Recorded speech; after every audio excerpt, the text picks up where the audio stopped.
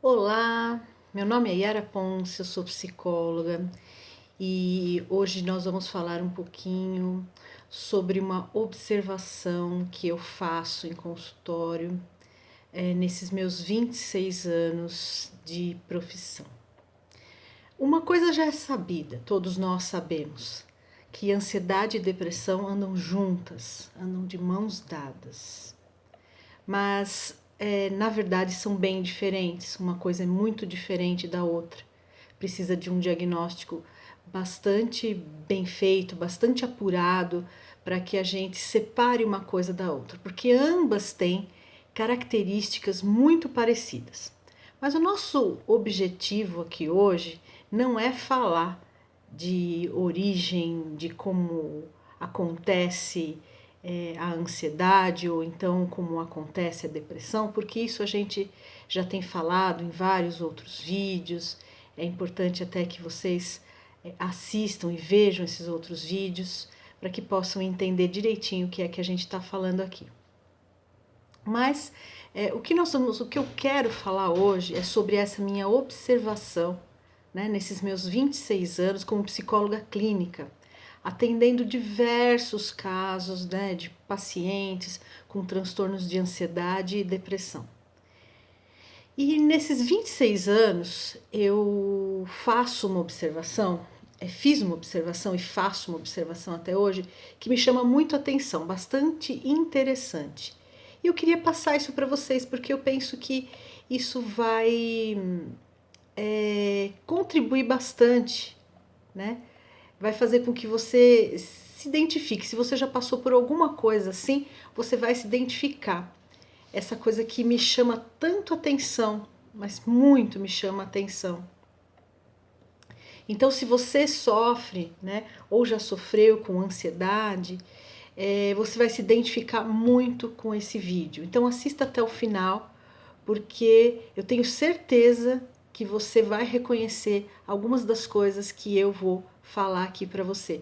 E como o nosso objetivo é sempre estar passando informação, está passando algo, alguma coisa, uma mensagem que possa te levar a refletir sobre o que você está sentindo e como você pode resolver essas questões. Então, começa assim, né? Por que me motivou a fazer esse vídeo? Nas minhas redes sociais, as redes que vocês com certeza têm também, Facebook, Instagram, WhatsApp, Telegram, todas essas as redes sociais que a gente tem, eu vejo sempre uma postagem, né? Falando assim: depressão é excesso de passado e ansiedade é excesso de futuro. Vamos pensar direitinho nisso? Ok, tem lá a sua verdade, tem lá a sua verdade. Mas é muito genérico, né, gente? É uma coisa muito genérica, então não dá para ali, para aquele minutinho, para a gente dar uma refletida ali por um segundo, até que é importante, né? Mas é muito simplista, né? O conceito é muito raso, porque o que envolve tanto a ansiedade quanto a depressão são questões muito mais profundas, são características muito mais profundas, né? E que a gente só consegue realmente observar e diagnosticar através de de uma boa avaliação médica e uma boa avaliação psicológica. Quem nunca, né? Aí a pessoa tá vendo esse tipo de coisa e vê lá, excesso de passado. Aí tem uma pessoa que é bastante saudosista, que gosta de recordar o passado, que gosta de viver a história, que gosta de conhecer a história da sua família, que gosta, né? E não necessariamente essa pessoa é uma pessoa com depressão, né? Eu posso também ter uma pessoa que gosta muito de planejar o futuro, que está sempre pensando e não necessariamente é uma pessoa com transtorno de ansiedade. Entenderam por que é genericão? Por que é assim muito simplista? É porque pegaram só uma partezinha, assim, pegaram só um pequeno um pequeno detalhe, né? Mas um detalhe que chama muito atenção. Então, assim, quem fez foi bastante inteligente, porque é um detalhe que chama bastante atenção. Mas não vamos nos ater a isso, porque isso de fato é bastante genérico, né? Vamos tentar observar de uma outra forma. E realmente, né, ansiosos têm uma tendência a estarem no futuro, a estarem com excessos de preocupações, né, excessos de controle, de querer controlar o futuro, de querer controlar tudo que está à sua volta. E pessoas com depressão ou com tendência à depressão, elas vão ter aí uma tendência maior a estarem, deixa eu dar um exemplo para vocês, a estarem no passado, mas de que forma? Lamentando. Então assim, ai, mas era melhor, daria tudo para voltar quando eu tinha, sabe que as pessoas, eu daria tudo para voltar quando eu tinha, sei lá, 15 anos. Eu daria vida para que minha vida hoje fosse como minha vida era, né? Então, os depressivos, eles têm essa tendência, realmente têm essa tendência de fazer essa ponte aí com o passado e de querer estar tendo esse passado retornando para a sua vida. Isso entristece bastante, entristece. Então, assim, mas é uma tendência. E os ansiosos, como eu disse, uma tendência de estarem no futuro, né? Então, planejar muito e como é que vai ser, e traçam um plano, e esse plano eles querem que saia milimetricamente como eles planejaram, né? Agora, que é essa observação que eu faço, né? Que eu estou dizendo que eu faço essa observação, que isso realmente acontece, daí todo mundo sabe, não precisa nem ser psicólogo para saber, né?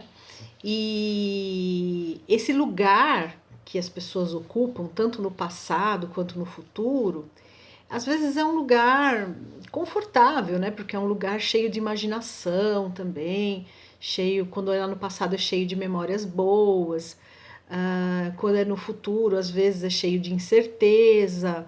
Então, assim, são lugares, ora confortáveis, ora muito pouco confortável, não é?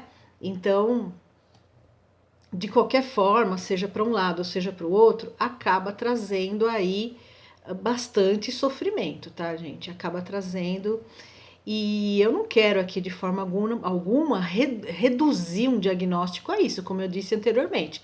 Isso tudo foi a pessoa que fez essa frase aí que acaba caindo nos posts. Ninguém sabe a origem disso, mas não deixa de ter razão. Mas a gente não pode querer reduzir um diagnóstico a isso. Então, o grande perigo que eu encontro aqui é das pessoas lerem esse tipo de coisa, e não só com a depressão e com a ansiedade, mas tem com a bipolaridade, tem com o toque. Às vezes pessoas que apenas gostam de organizar, eu tenho um toque. Quantas vezes no consultório eu ouvi isso? Das pessoas chegarem dizer assim para mim, com autodiagnóstico, né? Eu tenho toque. Mas por que você acha que você tem toque? Porque eu gosto de tudo arrumado, eu gosto de, né? Então, peraí, né? Isso não é ter toque. Isso é apenas uma pessoa organizada. Então, de forma alguma, a nossa intenção é reduzir o diagnóstico para esse tipo de coisa. Então, assim, a gente não pode se basear nisso, tá? É bonitinho, ok, interessante, como eu disse, de certa forma bastante interessante, mas não nos podemos nortear por isso, ok? Porque hoje tem uma coisa muito interessante, né? Assim, com o avanço da internet, com o avanço das redes sociais, as pessoas chegam com o diagnóstico pronto. Nós, psicólogos, ainda não nos deixamos, como se diz, irritar por isso, né? Mas médicos, eu vejo médicos muito bravos com essa questão, assim, muito. As pessoas chegam com um diagnóstico pronto, né? Doutor, eu tenho isso, eles ficam muito bravos, né? Vocês já devem ter observado coisas parecidas. Mas vamos lá.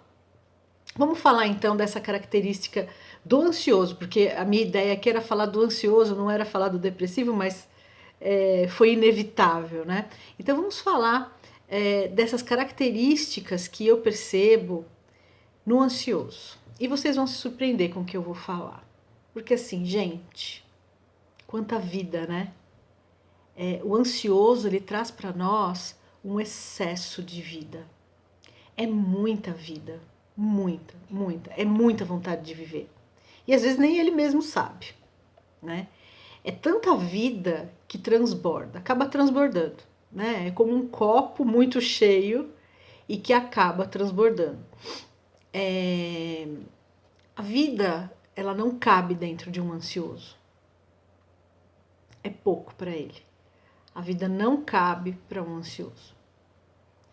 E você aí que tem a ansiedade, você aí que sofre, né, com o transtorno de ansiedade, que sofre com crises de ansiedade, depois comenta para mim aqui embaixo se não é assim com você. Se não é uma vontade de viver livre, se não é uma vontade de viver sem preocupações, se não é uma vontade de realizar todos os seus sonhos. Então, o ansioso, por mais que ele chegue no meu consultório triste, abalado, porque veja bem, tristeza é diferente de depressão. Outra coisa que precisa ficar bem claro: tristeza é uma coisa, depressão é outra. Então, assim, às vezes o ansioso, né, a pessoa na crise de ansiedade, ela chega super triste, super abalada, e eu percebo essa necessidade de viver, essa vontade de viver, né, com essa vida transbordando. E aí a gente comenta com a pessoa e a pessoa fala: não, mas eu tô muito triste, não é assim. E aí você começa a trazer para ela, você começa a mostrar para ela, né? E aí ela vai compreendendo e aos poucos elas vêm me falando: puxa, Yara, você tinha razão. Eu tô assim porque eu quero viver, né? Qual que é a característica maior para vocês aí que estão me assistindo, numa pessoa que tem uma crise de pânico? Qual é o medo maior? Existem vários tipos, tá? Mas vamos pôr lá na estatística o que é mais comum uma pessoa que está em crise de pânico ter medo. Ela está com medo do quê? Sim, ela está com medo de morrer. Ela está com medo que a vida acabe. Então é desse excesso de vida que eu falo, né? E daí vem o sofrimento, porque essa pessoa ela quer viver tanto, ela está tão ansiosa por viver, por conquistar seus planos, seus desejos, seus sonhos. Geralmente são pessoas que sonham muito, que têm muitas metas, que essa pessoa acaba caindo no sofrimento. Sim, ela sofre muito por estar vivendo desta forma, né? Ou melhor, por não estar conseguindo viver da forma que ela achou que ela deveria viver. E é muito paradoxal. Quanto mais a pessoa quer viver, mais ela sofre e menos ela vive. Vamos lembrar disso, então? A ansiedade em excesso, né? Vamos lembrar que a ansiedade em excesso, ela é extremamente paradoxal. Ela traz um sentimento extremamente paradoxal. Quanto mais o indivíduo quer viver, mais ele sofre e menos ele vive. Já pararam para pensar nisso? O quanto isso é realmente presente na vida das pessoas, dessas pessoas?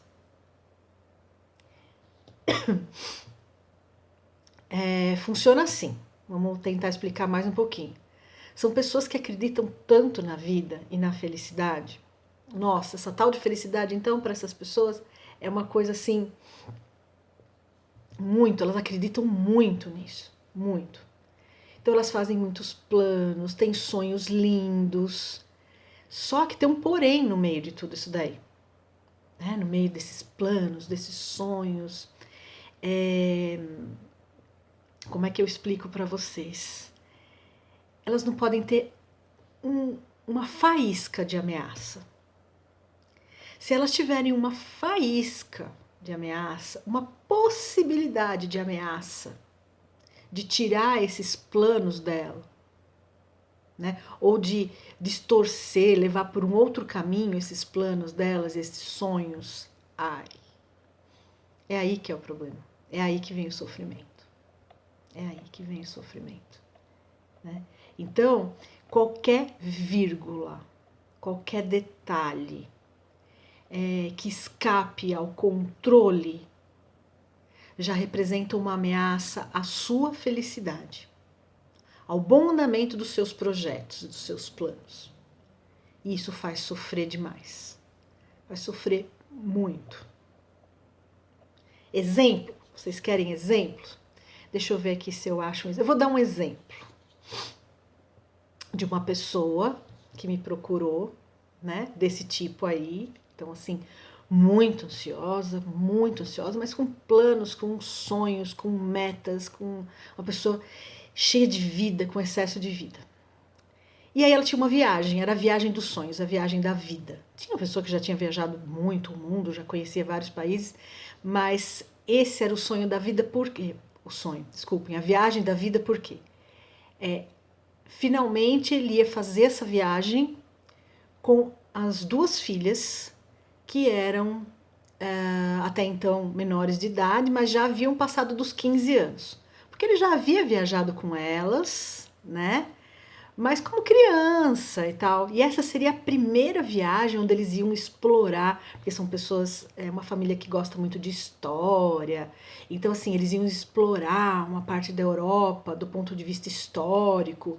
Então, eles tinham um planejamento muito grande para essa viagem, uma expectativa muito grande para essa viagem, né? Olha que coisa bonita, não é? Lindo, né? Esse tipo de viagem, um pai programar isso, de viver uma coisa que eles acreditam, que eles gostam.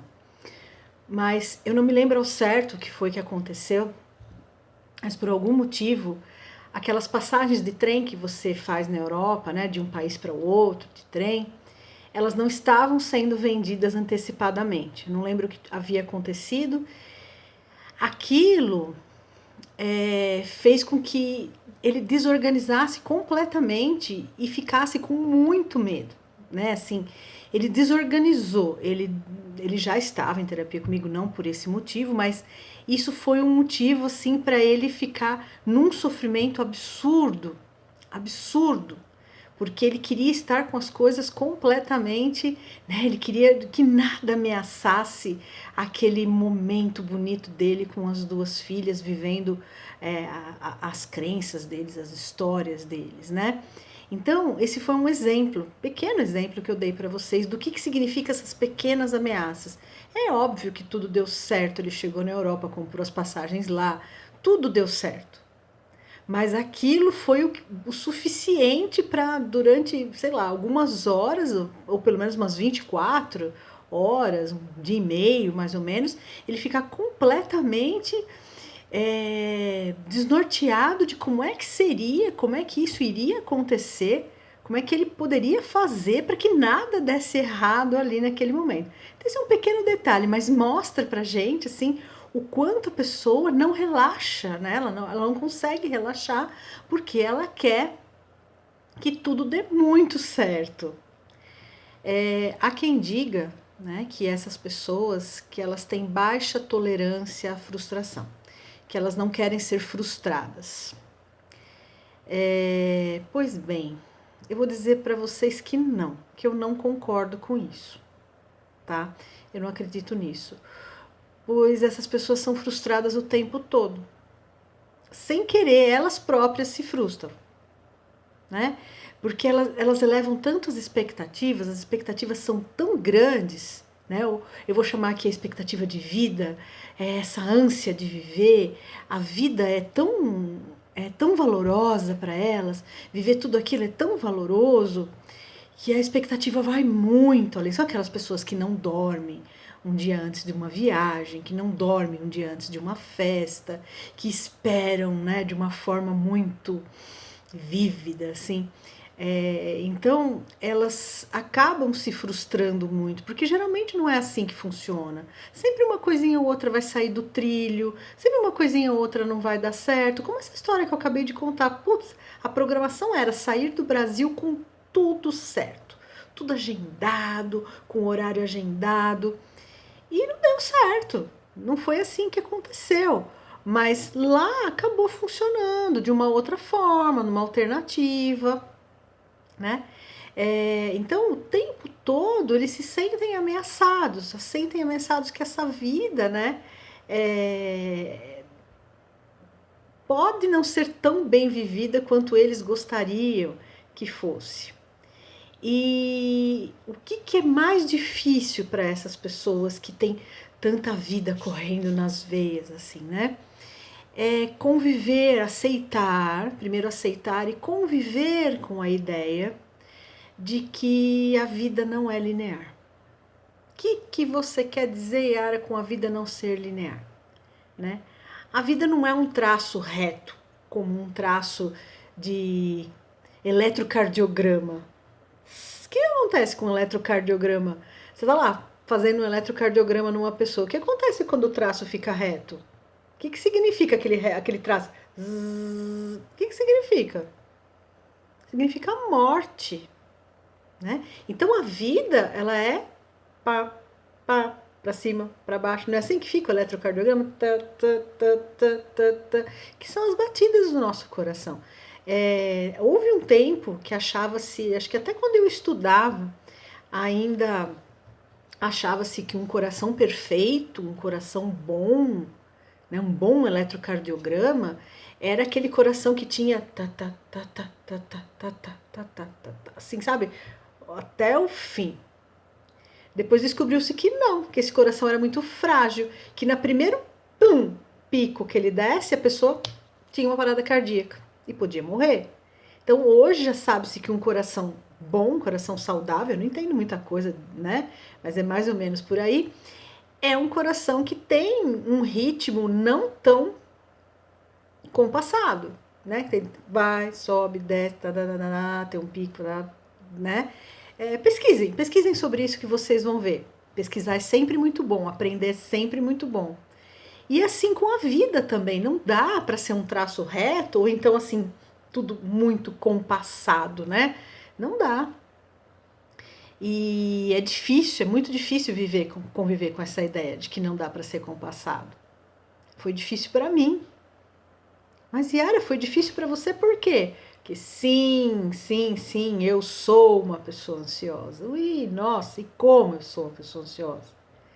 E ansiedade, gente, vamos contar. Ansiedade, você nasce com um X e morre com esse X. Não existe diminuir a ansiedade, existe conviver com a ansiedade, aprender a conviver com a ansiedade, com a vida, com todas as emoções. É isso que existe, não existe tirar uma coisa de você. Tá? Eu sou uma ansiosa de plantão aqui, né? Mas hoje eu não sofro mais por isso. Então essa é a ideia, é a gente retirar o sofrimento. Hoje não sofro mais com o transtorno de ansiedade. Hoje eu sou só uma pessoa ansiosa controlada, né? Uma pessoa ansiosa com controle. Mas eu não deixo de ser ansiosa, né? Porque é assim que a coisa anda. Né? A ansiedade não tem cura, porque a ansiedade não é doença. Ela só teria cura se ela fosse uma doença. Ela poderia ter uma cura se ela fosse uma doença. Ela não tem cura, ela tem controle. E o transtorno de ansiedade, sim, ele merece tratamento. E tratamento sério. Tá? Tratamento, por isso que eu digo, gente, procurar ajuda. E esse desejo, né, de viver, então vamos lembrar lá o que eu falei lá no início, que o ansioso, ele tem um excesso de vida. Então eu não vou dizer, que nem aqueles posts que a gente vê genérico lá. É excesso de futuro. É um excesso de vida, é vida que não cabe dentro da pessoa. E essa pessoa vai ter que reaprender a viver. Ela vai ter que continuar com muita vida, com muita vontade de viver, com seus planos, com seus planejamentos, mas tirando o quê? Saindo o quê do meio? O sofrimento. Ela não pode ter o sofrimento, é o sofrimento que acaba. E quando elas tiram o sofrimento, elas reassumem o controle de suas vidas. Quanto mais você deixa de querer controlar, mais você controla. Olha outro paradoxo aqui. Olha outro paradoxo aqui. Até vocês podem falar, nossa, mas a psicologia é cheia de paradoxos. Eu diria que a mente humana é cheia de paradoxos. A mente humana é completamente paradoxal. E logo a psicologia, que é o estudo da mente humana, é paradoxal também, né? E ai, viver com esses paradoxos, né? Meu Deus do céu. E, gente, como eu disse para vocês lá no início, tem tanta coisa boa, tem tanta coisa nova. A psicologia e a psiquiatria tem tanta coisa boa para oferecer para você que sofre com essas questões e que quer viver. Peça ajuda, procure ajuda. Não fique nesse lugar de sofrimento e dor. Não fique aí parado. Tem um mundo de vida além dos seus controles. Há um mundo de vida. Sabe, a gente fica aí pensando que controlar é viver? Não. São infinitas as possibilidades de vida. Muita coisa para viver. E tem um recado muito importante que eu dou sempre, que eu falo sempre, mas eu não vou deixar de falar aqui, que é assim: não fique aí obsessivamente procurando a felicidade. Então tem esse problema, esse excesso de vida também tem uma outra coisa por detrás. É uma obsessão com a felicidade, com essa única emoção, felicidade. Gente, presta atenção, existem tantas emoções. Só das básicas são 5. Só das básicas são 5. E a gente fica obsessivamente na emoção felicidade, né? Fica ali obsessivamente querendo viver e procurando a tal felicidade. E, gente, vamos viver, apenas viver outras coisas, experimentar outras coisas. Vamos procurar ser pleno. Eu evito falar a palavra felicidade. Ah, Yara, é porque você não gosta da felicidade? Não, adoro a felicidade, todo mundo gosta. Mas a gente está vivendo quase que uma doença da busca pela felicidade. Foi sempre assim, o ser humano é assim. Mas na década dos anos de 1990 para cá, essa busca pela felicidade ela tem sido muito maior. Muito maior. Né? Com a chegada de muitos recursos, remédios. Então tudo é ser feliz, tudo é ser feliz, tudo é ser feliz. Vamos trocar? Eu sempre faço essa sugestão e hoje eu vou fazer de novo. Ao invés de você dizer, eu estou procurando a felicidade, não. Procure ser pleno. Procure ter uma vida plena, plena de emoções, sejam elas quais forem. Tá? Pleno em tudo que você faz. E aí, como é que você faz isso? Como é que você faz para ser pleno? Como é que você encontra a plenitude? Ah, não vou sair daqui, não vou sair desse vídeo, não vou deixar você sem dicas. E hoje eu vou te falar de 3 passos, os 3 passos de ouro, né? Os 3 passos padrão ouro para você encontrar a plenitude, viver de forma plena, ok? Vamos lá? Passo número 1. Abandone o excesso de controle. Veja bem, não adianta, você não tem o controle sobre todas as coisas. Então, abandone o excesso de controle. 2, passo número 2. Entregue-se para a experiência. Entregue-se para aquilo que está se apresentando à sua frente. Viva aquilo que está na sua frente, no seu hoje, no seu agora.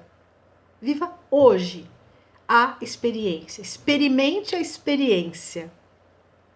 Seja mais criança nesse sentido. A criança não vai lá, não experimenta tudo. Então, viva isso.